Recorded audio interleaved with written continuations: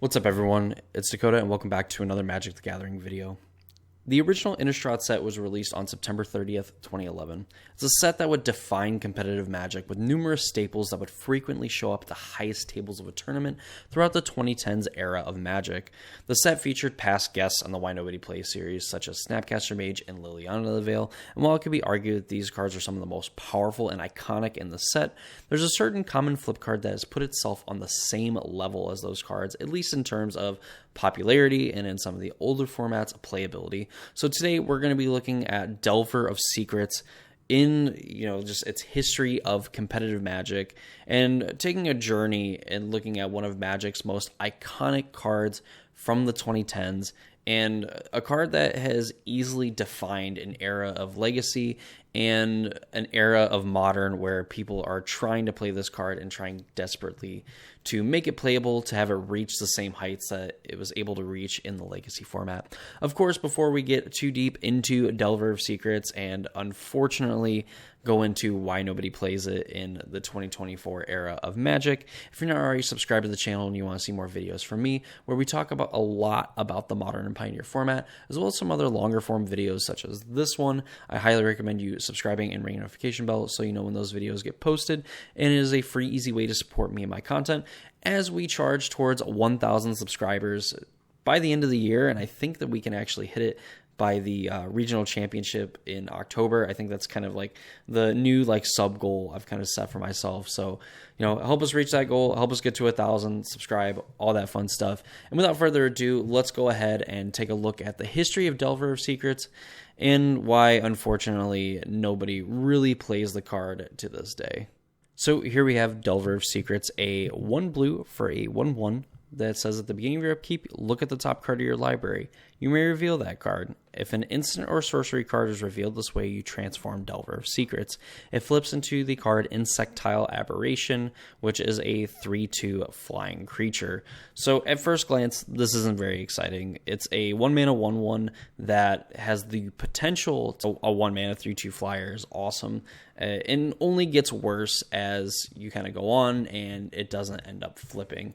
So this is a card that's kind of hard to be excited for, I think, as a new player, or maybe even if you've been playing for the last few years, just because of a lot of the other probably more exciting things that have kind of happened in Magic. But little did we know that Delver of Secrets would actually become the poster child of what we would call tempo strategies. And tempo strategies are kind of an idea, kind of like a build around deck idea, where you try to play cheap and efficient threats and then you try to kind of ride those creatures to victory by playing other cheap and efficient effects or cards that will end up kind of dealing with your opponent's threats in tow, and then, obviously cross the finish line. And Delver of Secrets being one of the best creatures at the time for the fact that, again, it's a 1-mana creature that has the potential to be a 3/2 flyer, flying being a very evasive keyword that is going to be hard for your opponent in the early turns to kind of block this creature, allowing you to get in, potentially 6, 9, 12 points of damage, or even sometimes getting in the full 20, depending on how your draw lines up with your opponents. At least at the time in 2011, there was decently efficient removal spells. You would see things like Fork Bolt that would see play that would be able to deal 2 damage, divided as you choose among 1 or 2 targets, so that you could, on one side, deal with Delver by hitting it for 1 and then hitting your opponent for 1, or on the flip side of Insectile Aberration, having only 2 toughness, that you could just point the Fork Bolt at the Insectile Aberration and get rid of it, and it would all be the same. However, again, in these tempo strategies, a lot of the time, and the fact that Delver, again, just kind of being a 1-mana threat, you play this on turn 1, you play your second land on turn 2, now you have things like Mana Leak available to you to stop your opponent's play, where they're going to have multiple spells to be able to deal with your Delver of Secrets. And a lot of times, too, if your opponent dealt with your Delver on the early turns, they really weren't developing their board, and a lot of these tempo strategies would just basically say, okay, you finally spent multiple cards, you've dealt with this threat, now here's another cheap one where now in the later games you're going to be able to play it and you're going to be able to protect it all in the same turn, instead of giving your opponent really a window to be able to interact with these sort of things. And that's kind of the power of these tempo strategies. When you're winning and you're in a dominating position as a tempo deck, you are going to absolutely run your opponent over over, and it's going to be very hard for them to kind of stop the boulder once it's kind of midway down the hill. And a lot of the times you kind of have to cut off these tempo strategies at the knee and really blunt a lot of their early aggression and kind of, hope that they open up some windows for you to kind of hit the cracks in the armor to hopefully eventually get to an even position, because I think even from an even position,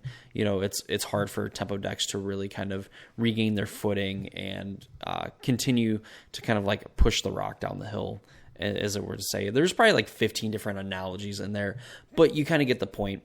Once tempo strategies, like from the jump, will try to put pressure on you and try to protect their things. That's kind of the idea of like tempo strategies, is to like kind of like keep applying pressure in different ways and applying that pressure at the right time to kind of put even more pressure on you to have even more answers for what is going on.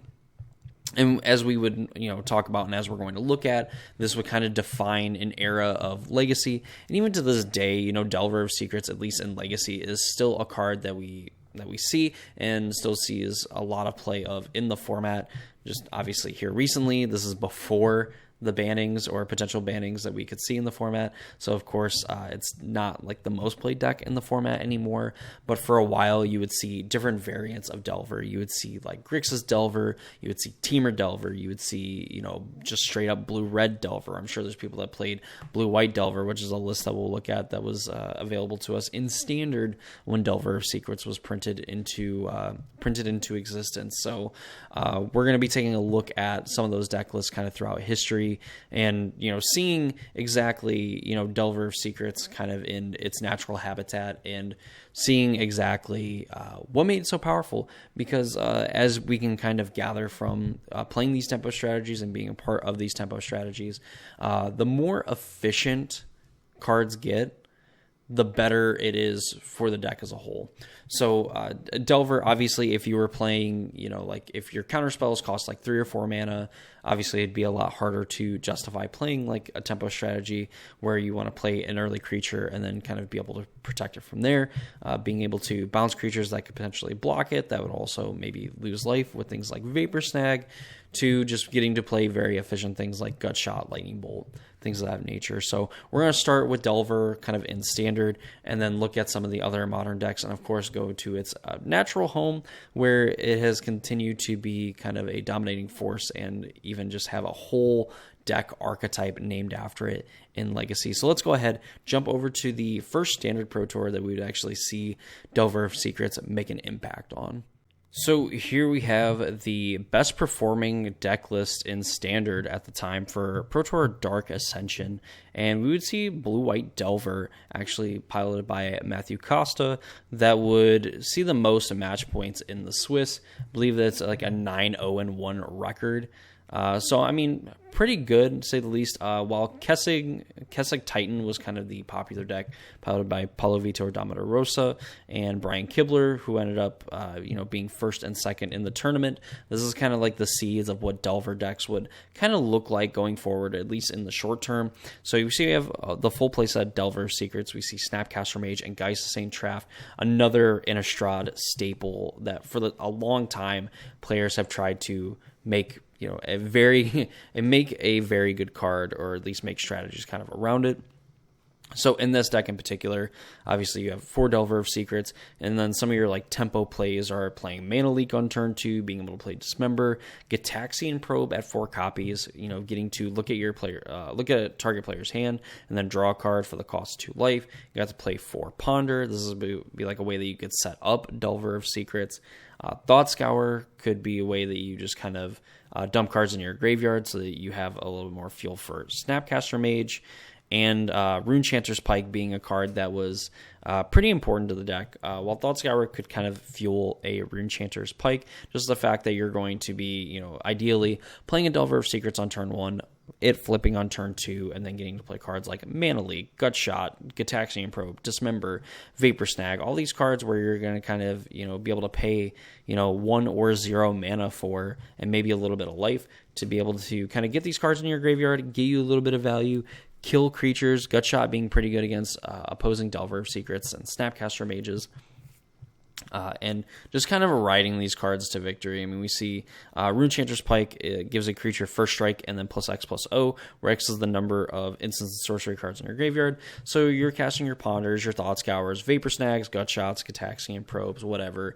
And your Delver of Secrets goes from a 3/2 flyer that was applying pressure to now all of a sudden there's a Runechanter's Pike on the board, and your Runechanter's Pike is going to make your Delver of Secrets lethal every single turn. And your opponent really can't block it all that well because it has first strike, so they're going to be looking for their own removal spells to try to get rid of the Delver of Secrets. On top of that too, with some of the other cards in here, I mean, like putting a Runechanter's Pike with like 4 or 5 instants or sorceries in the graveyard makes any one of these creatures super lethal. Invisible Stalker being a pretty good one because it's unblockable and it has hexproof. Geist being a hexproof thing that is going to be able to attack into basically anything and create a 4/4 angel that's also going to more than likely get in for a ton of damage. Snapcaster Mage, of course, as we know, the 2/1 body ends up being pretty good, and then getting to flashback any one of these spells is going to be some nice value. We also see a Sword of War and Peace. I believe that this was like, probably the fact that it was the only one legal, I believe, or not the only one legal, but like Fire and Ice wasn't legal, but like War and Peace was still very good because you deal damage to a player and you deal damage equal to the number of cards in their hand, and then you gain a life for the number of cards in your hand.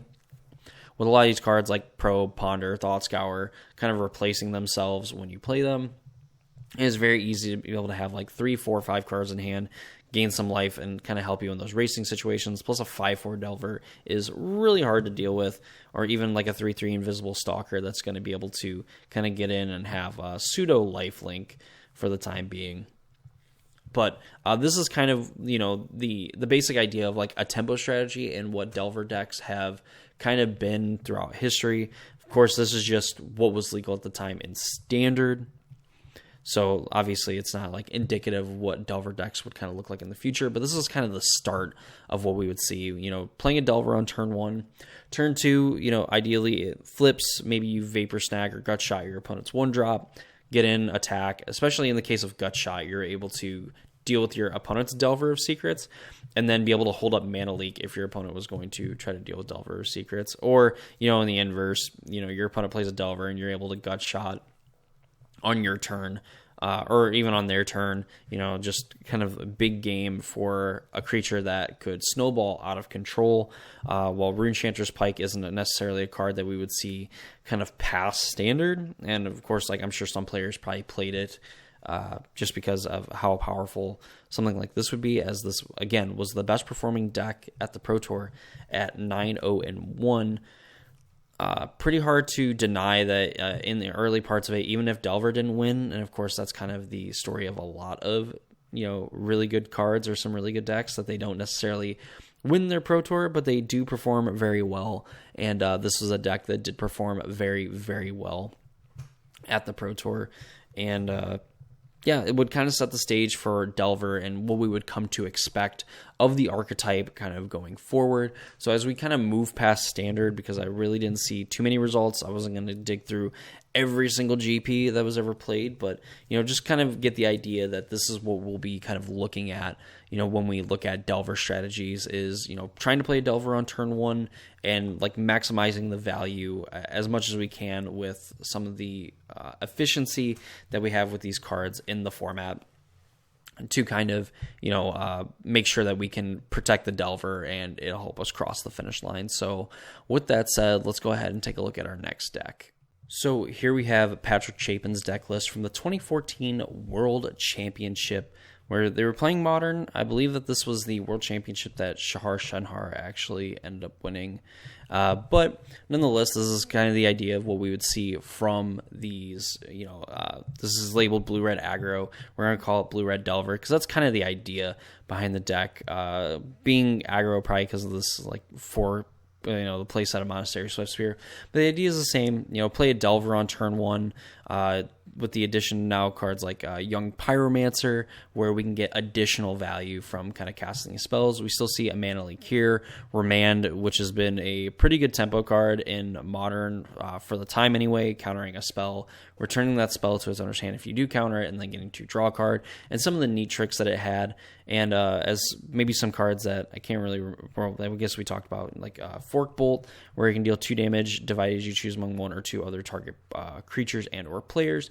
So this is like a way that you could kill like a Delver and kill a Young Pyromancer as well, or maybe even a Snapcaster Mage, and a little bit of utility of killing Swiftspear, but it did a lot to kind of kill some of the 1 toughness creatures in the format. Of course, we have Twin, I believe, is still a pretty popular deck. We see like Birthing Pod as well, so the Fork Bolt being a really good answer to some of the mana dorks that are in the format, as well as killing some of the other Delver of Secrets and even Pestermite as well from the Delver, or from the Twin decks, excuse me. Going further, you have Electrolyze, which is like the same thing as like Fork Bolt, but you get to draw a card on top of it. 4 Gitaxian Probe, because Patrick Chapin just had to be ahead of the times. 4 Serum Visions is like a way that you could potentially set up future Delver of Secrets, especially if it didn't flip on turn 1. Serum Visions on turn 2 was kind of a fine play because you were still able to leave up Spell Snare, leave up Lightning Bolt, Fork Bolt, Vapor Snag, Thought Scour, things like that. Thought Scour not being nearly as good after you Serum Visions, but I guess technically you could leave cards on top that maybe aren't good in the matchup if you kind of get the sense of that, or kind of see what's going on, and then you could just mill them with Thought Scour. So they don't have to be in your deck when you crack future fetch lands and shuffling them back into your deck.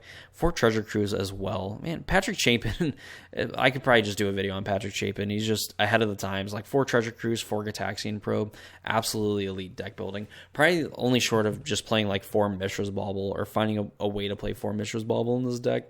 Just cut like most of the lands. He's playing 8, 12, 15, 16, 17, 18, and he's just cracked, man. But again, kind of staying on tradition with what we've kind of set for these Delver strategies. Delver being a great turn 1 play, being a 3-power flyer, and as we kind of look at the scroll down here from the decks, we see kind of these Jeskai Ascendancy decks that were, some of the better performing decks of day 1.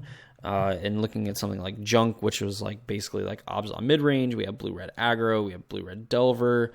We have things like I believe Storm, Birthing Pod, things like that. Decks that really didn't honestly perform that well in the tournament, but nonetheless, we're still very big players of the game. But this was a pretty aggressive strategy. I mean, playing a Delver on turn 1, you had 4 Lightning Bolts. You were going to be able to play Delver on the 1, maybe play Pyromancer on 2, and then from there you're going to be able to Lightning Bolt, make a token, attack for 3, leaving up something like a Mana Leak or a Remand, be able to get Gitaxian Probe immediately to give your Young Pyromancer some value and to get a 1/1 for your troubles, and just overall be kind of a nuisance to what everyone else was kind of playing, and have a little bit of interaction for everything that your opponents could be doing, while simultaneously being able to race most strategies in the format. Again, that's just kind of like the history of tempo decks and what they've are known to do, where again they just put pressure on the opponent early and often and kind of force them to deal with the board. And with the case of a lot of cards back in the day, you would find very few cards that would deal with something on the board and then also kind of add to your board presence. That's kind of like why cards like Flame Tongue Kavu back in the day would be very annoying, because they would more than likely just remove a creature while also, putting a 4-power threat into play. And, that's kind of the idea with the strategy here, although doing it with multiple cards, where, again, playing a threat early and using your interaction to kind of deal with your opponent's board if they try to add to it as like a way to stop you, or to kind of play some of these other like counter spells and other removal spells to, stop them from being able to interact with you in that way. And of course, again, if they're playing removal spells, they're trying to play counter spells for some of your other spells. Well, they're not adding to the board, so they're getting beat down with Delver, and in this case, Swiftspear, Snapcaster Mage, and Young Pyromancer tokens. This would be kind of the shell that we would see for modern decks for a while, is kind of like Delver plus Pyromancer and like Lightning Bolts and some amount of like blue interaction. Of course, as we know, as we get later through Modern, Gitaxian Probe would eventually be banned, Treasure Cruise would be banned, Serum Vision's no longer really being a card that people would play in the format anymore. Lightning Bolt kind of waxing and waning in popularity as we get some better red removal. Remand is a card that doesn't really see any play anymore, like essentially replaced by the card Reprieve, which is in a way technically better than Remand, but in its own way. Spell Snare even just recently kind of showing back up in popularity. And Thought Scour, kind of give or take. We see a lot of these cards exchanged for other cards in the format. I just don't believe it, especially now currently where Modern still has Nadu that's technically legal in the format as of the recording of this video and when it's getting uploaded. Just a lot of other efficient things to do that also put a lot of pressure on your opponent and kind of interact with the format in better ways than what Delver of Secrets and some of these other spells can kind of achieve. Again, kind of the downfall of Delver is the fact that it's a creature that definitely can apply pressure to your opponent, sort of kind of by itself. Obviously, you need instants and sorceries to try to flip it, but in a format like Modern where your impact has to be immediate and you have to get nearly immediate value for any card that you play, Delver just doesn't do that. It dies to a lot of the things in the format, and it's a terrible card if you're on the back foot, which, at least for some of these tempo strategies, if you weren't going first, Delver would be kind of like an equalizer in a way if you got it to stick around, just because the format wasn't nearly that fast. At least, not every deck was nearly that fast. So, you could afford to lose some percentage points in some of those matches to essentially play a strategy like this because of the potential to kind of roll people over.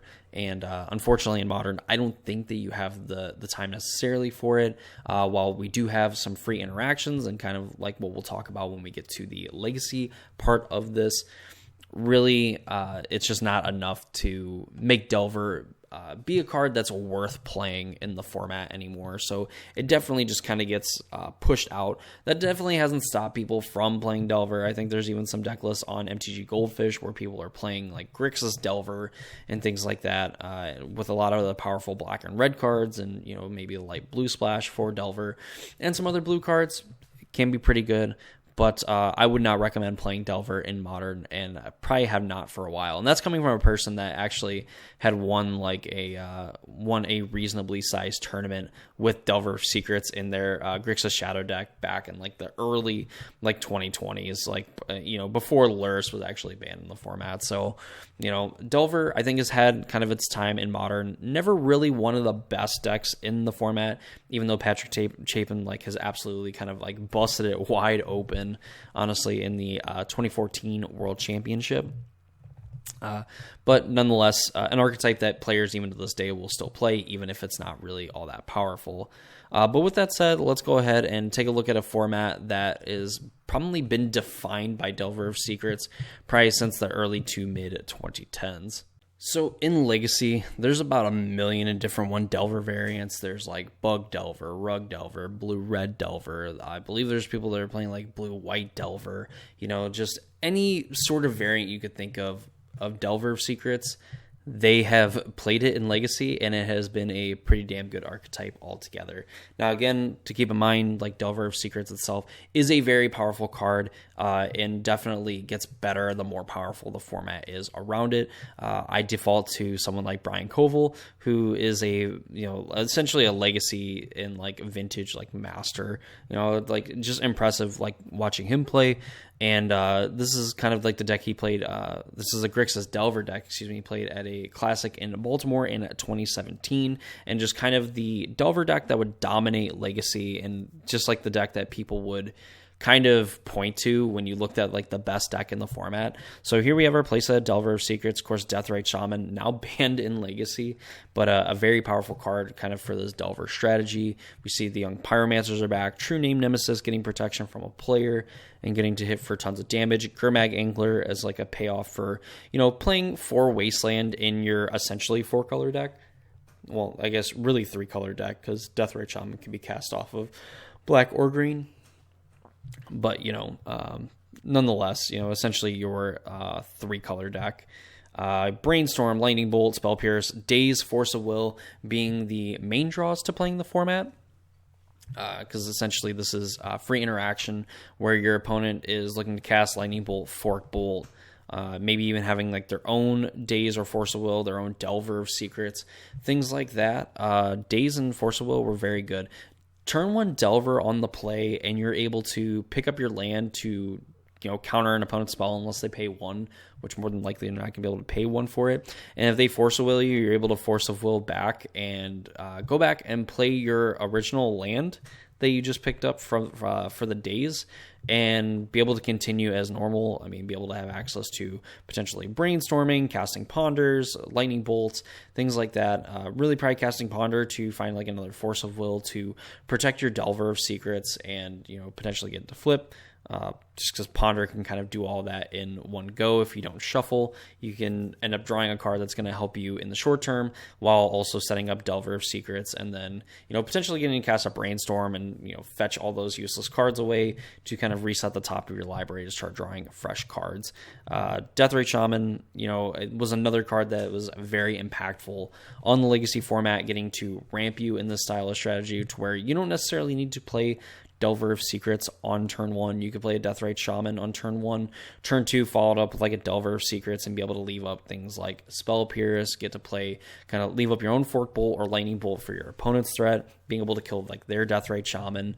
Deathrite Shaman mirrors were pretty crazy, and so were these like Grixis Delver mirrors, where it was all about using your resources at the most effective time to, get your opponent out of the game. Or sometimes you just legacy them, where you'd play like a Deathrite Shaman on turn 1 and they didn't play a Deathrite Shaman. You just wasteland their dual land and potentially just all she wrote. I remember playing in a Legacy event where I played like Death and Taxes, and I literally just wastelanded my played a turn 1 Aether Vial and then played Wasteland on turn 2 and turn 3, and my Delver opponent did not get to play another spell for the rest of the game, which was just peak Legacy at that time.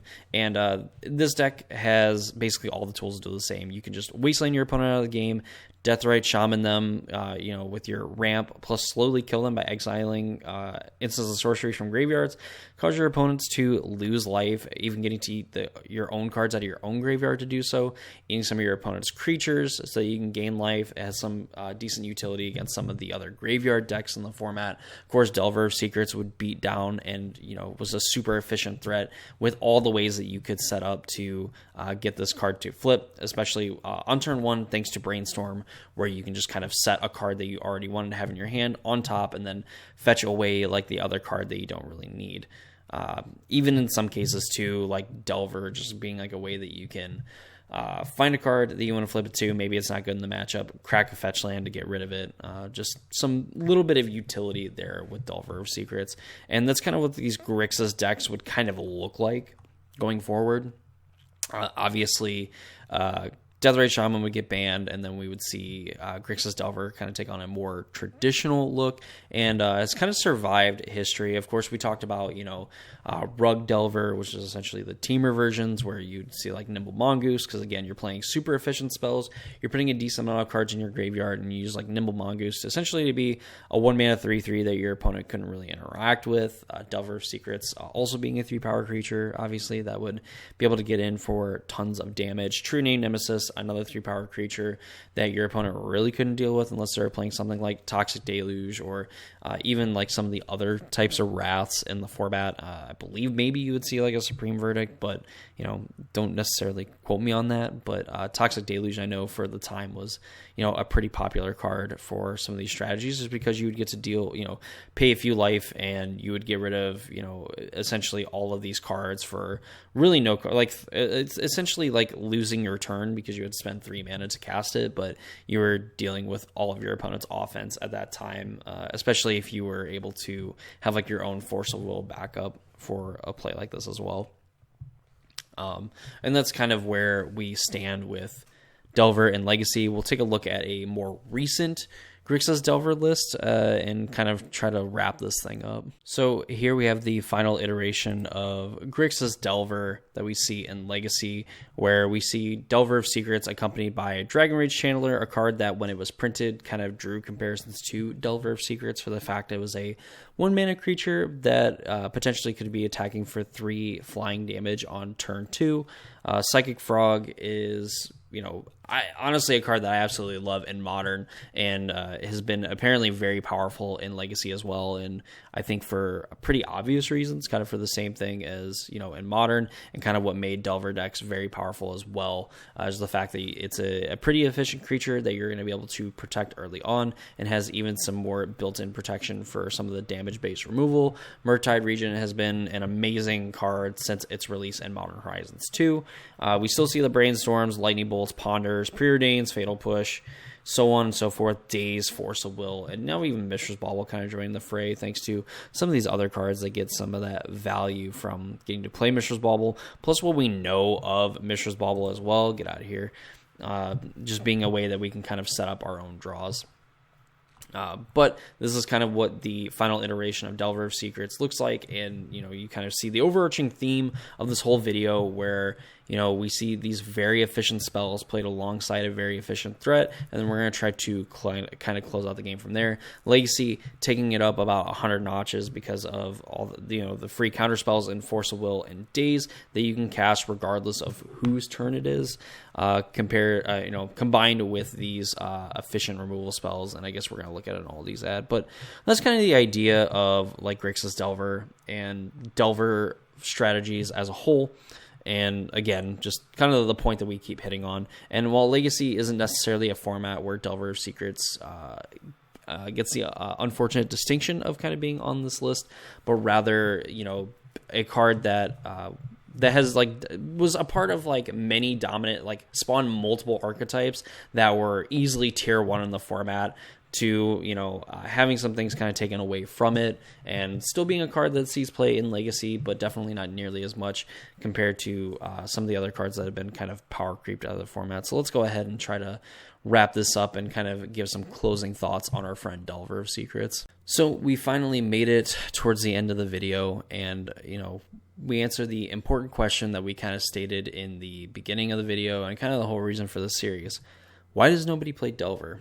Well, I can't really speak for Legacy players because Legacy does have a pretty good Grixis tempo deck where maybe the worst threat in the deck might actually be Delver of Secrets, but it's still efficient enough, and you have plenty of different ways to flip it, on the second turn of the game, where it's probably good enough just to stay in the deck, but it's arguable that it could be one of your worst threats, especially past turn 1. I think turn 1 Delver is still a very imposing play in Legacy, and I think gets a lot of respect in that format. That said, past turn 1, it's probably one of your, probably is your worst creature past turn 1. And the same kind of extends to Modern and why we don't see it. Of course, we know that there are plenty of other powerful strategies in the Modern format. I think just with the amount of efficiency that some other cards give you, especially with something like Nadu, that's currently legal as this video is going up. We see the Boros and Mardu energy decks. Of course, we see things like a Bowmaster that get to be around that can just ping the front half of a Delver and also punish your opponent for playing cantrips in those Delver type strategies to dig for certain answers to potentially counter maybe your opponent's removal spell, counter their impactful creature or their game-winning play, whatever the case may be.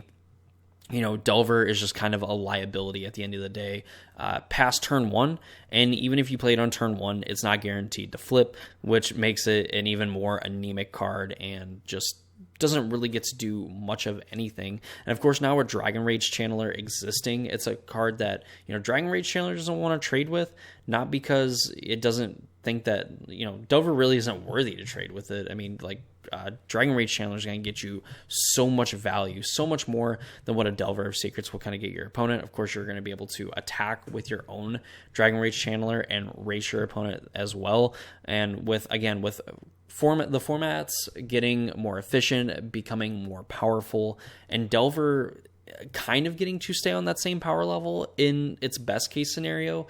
In its most case scenario and its worst case scenario, it ends up being one of the worst cards in your deck past turn 1. And even on turn 1, again, there's just some better plays that you can make that will impact the board for the immediate term and the long term of your game. So unfortunately, Delver ends up kind of in this why nobody plays bracket, even though probably of all the cards that we have seen, it has one of the best like competitive like pedigrees in terms of kind of the eternal formats of Magic. While it might not have had the same modern success as something like a Snapcaster Mage or a Liliana the Veil, or even maybe a Past in Flames, it's been an archetype that people love to play in Modern. It's seen, its success here and there.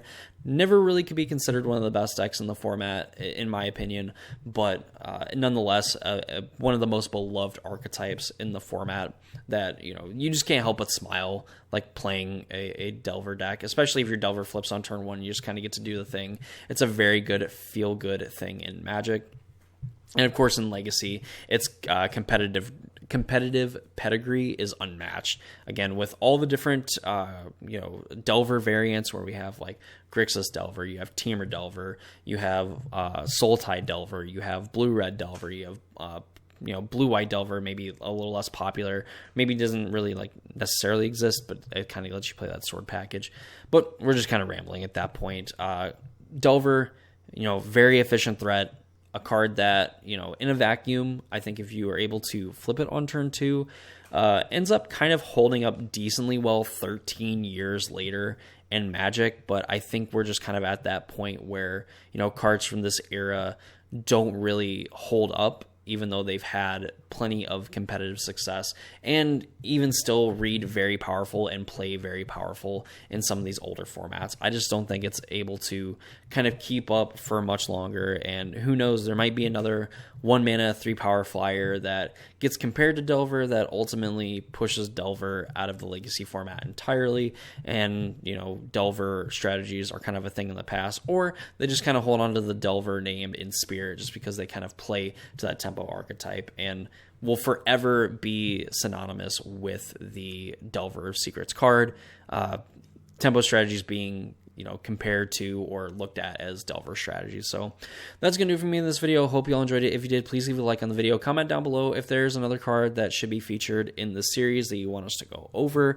Of course, subscribe to the channel, ring the notification bell. Show your support. Help us get to 1,000 subscribers. We are getting so close to hitting our goal because I didn't think we were going to hit it at the beginning of the year, and now we're going to absolutely crush it. So I have you all to thank for that. Thank you all for showing your support, coming out for the videos, things like that. I really do appreciate it. But yeah, that's going to do it for me in this video. Hope you all enjoyed it, and I hope to see you all in the next one.